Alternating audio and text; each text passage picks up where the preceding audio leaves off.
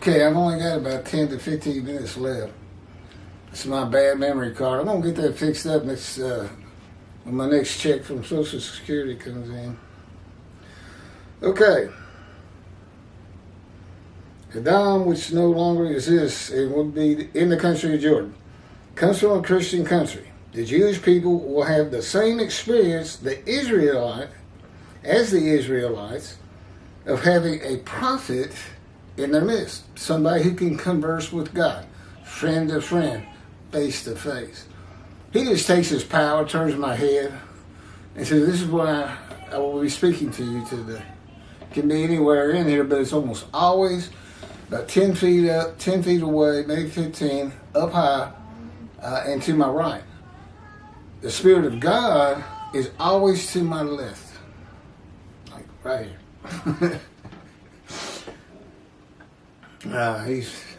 He's my best friend. That's who he is. I don't have many. Actually, he may be the only friend I got. So he qualifies.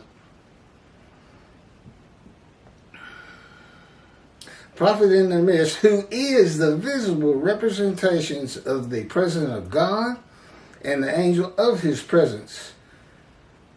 It's the angel of his presence. Wherever God's presence is, the angel is. And he's the Holy Spirit. Well, wherever God is, again, his Spirit is. It all ties together so easily. In Malachi 3, God makes it clear that he knows many will not feed, hear, and revere him, and that many will not even, when he has forgiven the sins of the Jewish people and remembers them no more.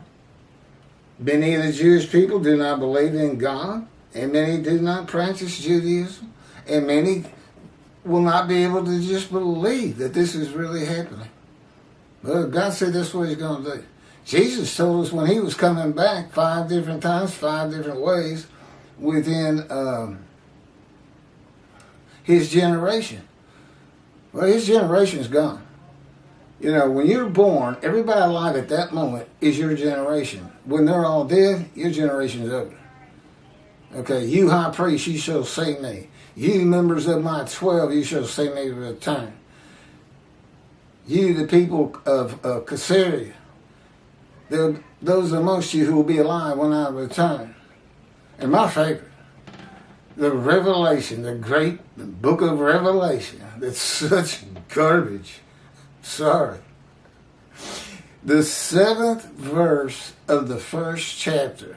And mind you, this guy who's writing it, I think his name's Paul. They don't know if it's the Paul who wrote so much of the New Testament. Like 60% of it.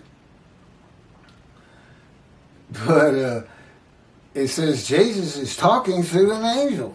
It's like they get some of these things I'm talking about, and the Jewish, the sages and rabbis never picked up on it. But Jesus, through this spirit or angel, I'm not sure which it was, I can't remember now, I haven't looked at it in quite a while, says, "Those who pierce me with the spear shall see me return." Well, that's when he was crucified and they stabbed him with spears to make sure he was dead. Well, those people are dead. He didn't come back. They didn't see him return. Caesarea, dead. The disciples, all 12, dead. The high priest, dead. Generations gone. He's not coming back. However, God says when the land blooms again after desolation, cities restored, Jerusalem rebuilt, I'm coming back. I'm going to make a new covenant. I'm going to put my temple amongst you. This is the covenant of friendship you find in Ezekiel. And you'll never be defeated and dispersed again. You'll no longer be the taunts of nations. The nations will know that I am still with Israel. That's it. That's your messianic era. You know, you don't like it? Tough. That's what it's going to be. Because that's what God says it is. Now you tell me that's the messianic era you hear about. There's no pain, extraordinarily long lives, the world will all be together to worship the God of Israel. That will be the purpose of mankind. It's just an old fool rambling. It's what it is. King Moshiach. 2 chapters in the Mishnah Torah on the laws of King Moshiach. God calls him, my servant David, a shepherd, a teacher. And of course, I teach these books. Anybody wants to get in the scroll of remembrance that's a rabbi, you're going to have to go to your flock and straighten Judaism out for me, as I'm doing it. Yeah, I don't know. I mean, most people out there aren't listening to me. I've got, 16,000 views the last 28 days, which is great. 750 to 1,000 a day. But that's counting all 50 videos. That's not one video. It's not like some of these other people who are really popular. But, it'll happen. When you go from ashes to riches, there's a journey. And this is a good part of it. And this is the kind of thing I enjoy, a challenge. And if you read my book, you'll see that. That my autobiographer, God, dictated. I said, oh, that's good. I like the way you're putting this together. I'm not a writer. I wasn't a religious person until God talked to me. And even then, I'm not religious. It's not like we go to a synagogue every Saturday or celebrate Shabbat. By and large, he just has me doing stuff like this. I'm the servant. He says, look, you can't pray to me. You can't worship me. I said, that part you don't have to worry about. After this fire from me, you're not going to get much worship out of me. And I know better than to ask you for anything. Yeah, I don't have self-will. I just kind of go along with, they'll say something like, you think you're going to watch that ball game tomorrow? I said, I'll know when I know. I don't need to think about it right now. Either I do or I don't. I shall endure, God. It's kind of how our conversations go sometimes. Okay. Almost done. In a bit of a hurry.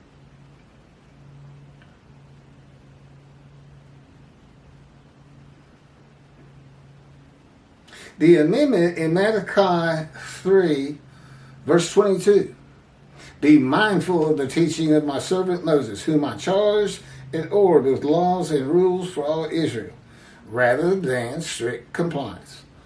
That and the fact that sin forgiveness is hooked into it is the only difference in the original covenant, and it's also why he made sure the remnant, all of the exiles of all 13 tribes came back, and as Ezra said, they gathered as one man.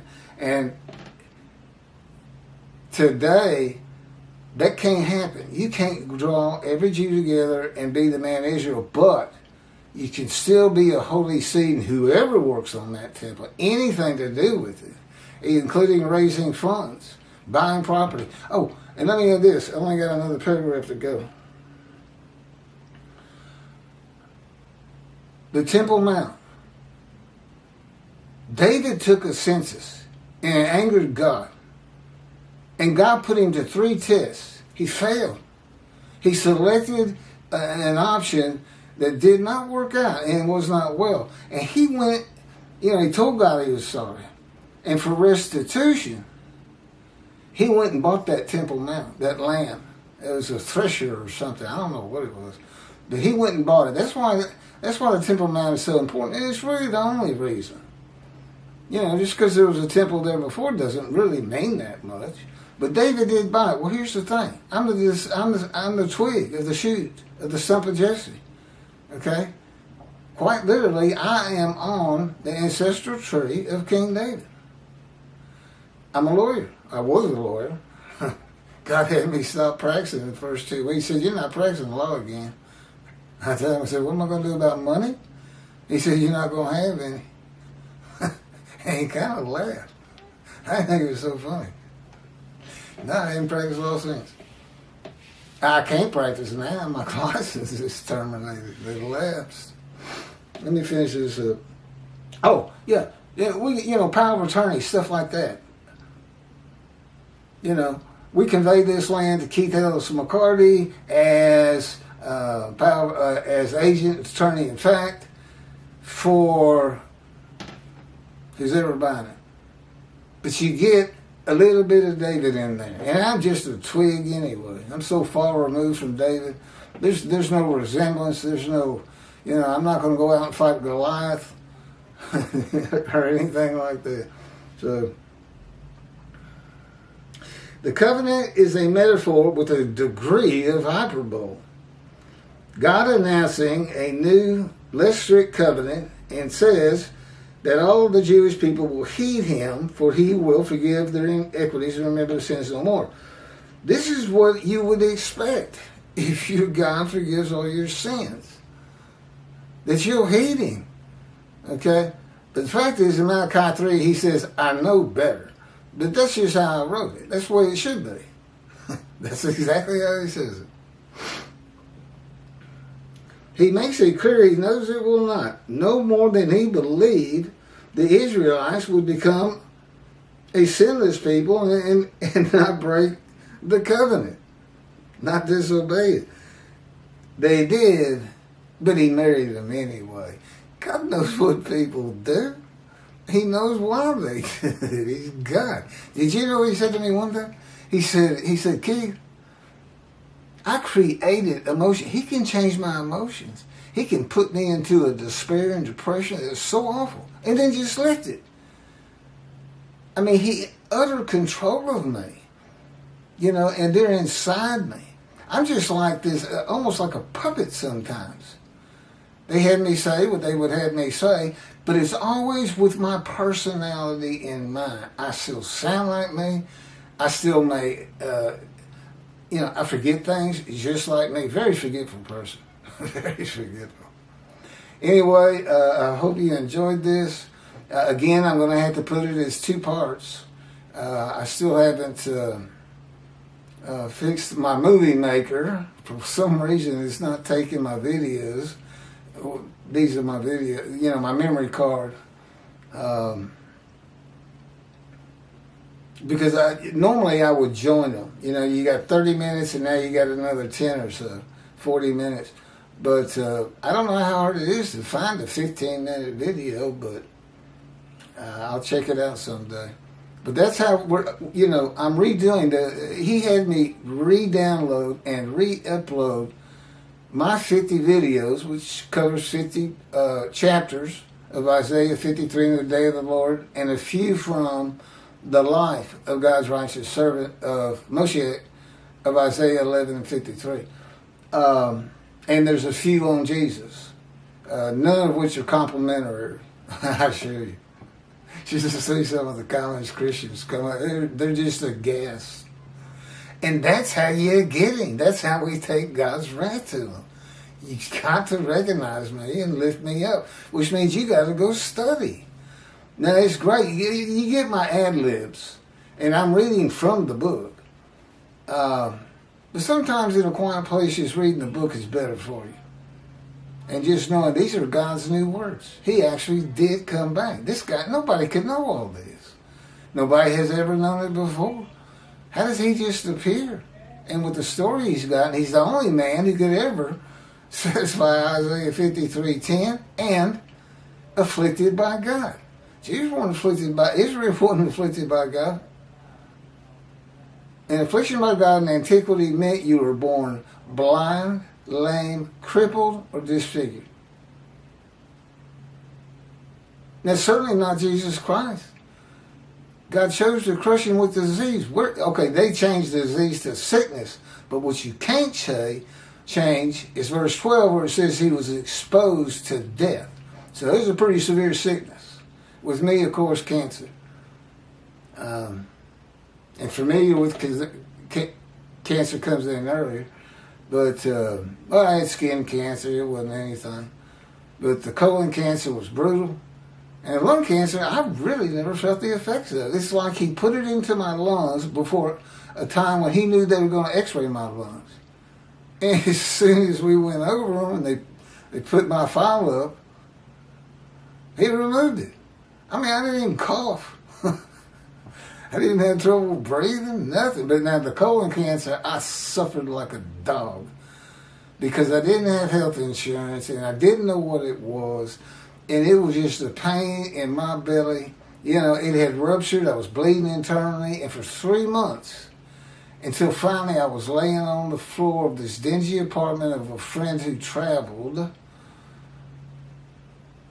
dying.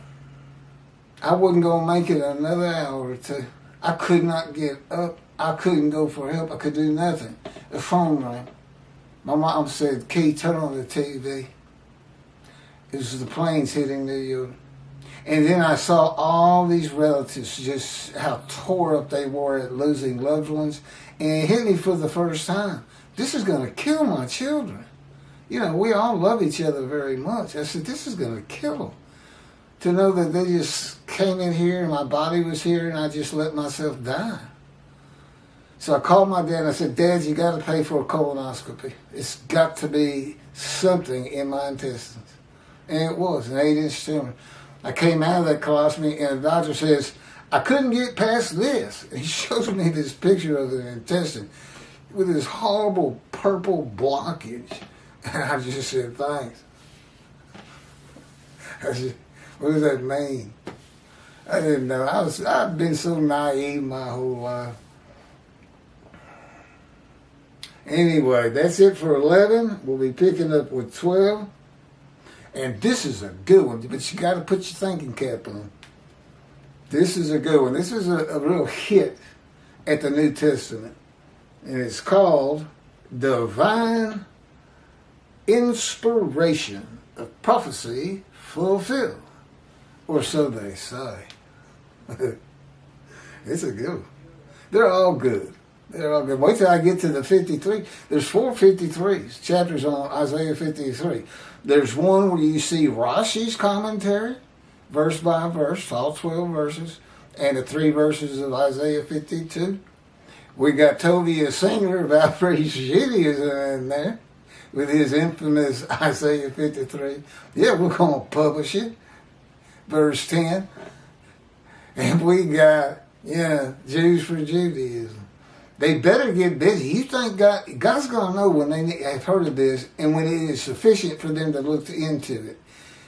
You just tell them God has a sharp, keen eye on them and wants to see how they react, test their belief. He loves testing people. And he likes giving people the business, as we say in Texas.